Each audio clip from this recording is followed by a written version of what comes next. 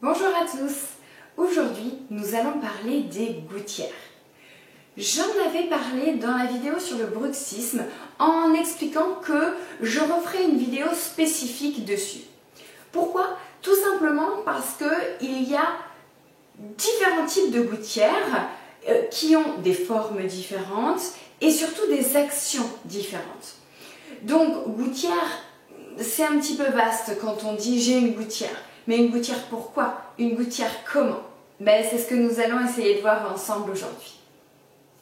Alors d'abord, les gouttières orthodontiques. Elles sont prescrites par l'orthodontiste et elles vont viser à traiter, à corriger une problématique. On va parler de trois grands types. Le premier, c'est l'activateur. C'est une gouttière qui va être très souvent proposée aux enfants. Pourquoi aux enfants?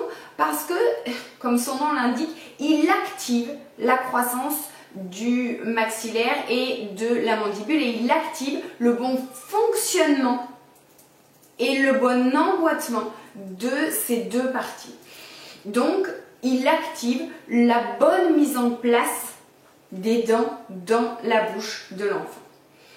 Ensuite, le deuxième grand type, je suis sûre que vous en avez déjà entendu parler tellement on en entend parler sur les réseaux sociaux à l'heure actuelle, ce sont les aligneurs. Les aligneurs, ce sont des petites gouttières transparentes qui sont mises en place à la place de bagues que l'on connaît tous pour réaligner les dents. Je rappelle le terme, c'est bien aligneur. Il y a plusieurs marques qui font ce type de gouttière et les orthodontistes peuvent travailler avec une marque ou avec une autre. Ensuite, le troisième type, c'est les gouttières de contention. Pareil, comme son nom l'indique, ça sert à contenir le travail effectué en orthodontie. Les gouttières de contention, il faut savoir qu'elles sont nécessaires pendant un an en général post-traitement, tout simplement pour que la consolidation osseuse soit bien stable, puisque les dents bougent dans notre bouche toute notre vie. C'est bien ce qui aide les orthodontistes à les réaligner et qui nous embête quand elles se désalignent au fur et à mesure de notre vie. Au-delà, les gouttières de contention ne sont pas forcément nécessaires, c'est à voir avec l'orthodontiste.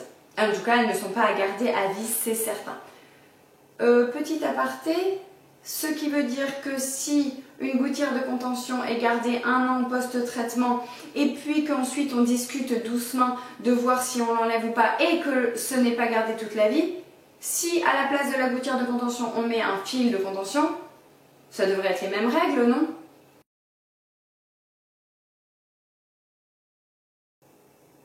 Maintenant, nous allons parler des gouttières qui nous intéressent aujourd'hui. C'est les gouttières palliatives. Il y en a deux grands types et elles sont souvent proposées par les dentistes. C'est la gouttière qui va permettre de lutter contre le bruxisme. N'hésitez pas à aller voir la vidéo sur le bruxisme pour avoir un petit peu plus de détails sur ce qu'il en est pour le traitement du bruxisme. Et les gouttières pour le syndrome d'apnée obstructive du sommeil, SAOS.